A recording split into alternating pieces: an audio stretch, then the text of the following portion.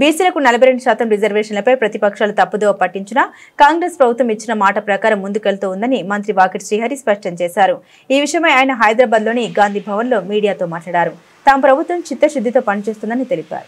ఈ రిజర్వేషన్ ప్రక్రియలో ఏ మార్పులు వచ్చినాయి, మరి పార్టీ పరంగా ఆ రోజు ఏ స్టాండ్ తీసుకున్నాం అనేది ప్రతి ఒక్కరికి విదితమే.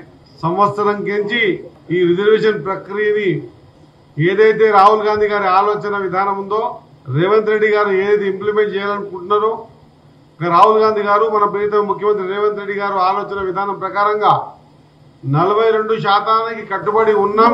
42% ద్వారానే ఖచ్చితంగా ఎలక్షన్స్ పోతామంటే కొంతమంది నవ్విండ్రు, వాళ్ళ పళ్ళే బయటపడ్డాయి. ఎంతవరకు మాట్లాడిండ్రు?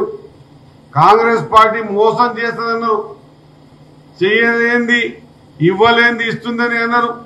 రకరకాలుగా మాట్లాడి అందరి ఆలోచన విధానాన్ని పక్కతో పట్టించే ప్రయత్నం చేసిన సందర్భాలు మనం చాలా చూసాం. అయినా కూడా ఎక్కడ కూడా ఇచ్చిన మాట తప్పదు కాంగ్రెస్ పార్టీ. అది తెలంగాణ ఇచ్చిన విషయంలో కానివ్వండి, లేదా ప్రజా సంక్షేమ పథకాల విషయంలో కానివ్వండి, లేదా ఈరోజు 42% బీసీలకు వెనుకబడ్డ జాతులకు ఖచ్చితంగా విద్యా ఉద్యోగాల ఆర్థిక మరియు రాజకీయ పరంగా రిజర్వేషన్ ప్రక్రియను మేము ఖచ్చితంగా ఇస్తామని చెప్పిన మాట ఇది. కాంగ్రెస్ పార్టీ అంటే, కాంగ్రెస్ పార్టీ ఎప్పుడైతే ఏ విధంగా అయితే అసెంబ్లీలో మరి బిల్లులు పాస్ చేసి పంపించి ఇప్పుడు ఎక్కడ ఆగినో బిల్లులకి యావత్ రాష్ట్రానికే తెలుసు. బీసీ యువకులందరూ కూడా ఆలోచన చేస్తా ఉన్నారు. చాలా సందర్భాల్లో చెప్పాం, ఖచ్చితంగా ఇది ఒక ఉద్యమం లాగా ఉబుకుతుంది.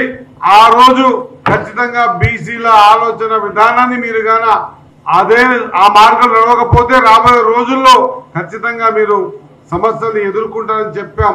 కానీ నవ్వుల పాలు చేసే ప్రయత్నం చేశారు, రకరకాలుగా మాట్లాడారు.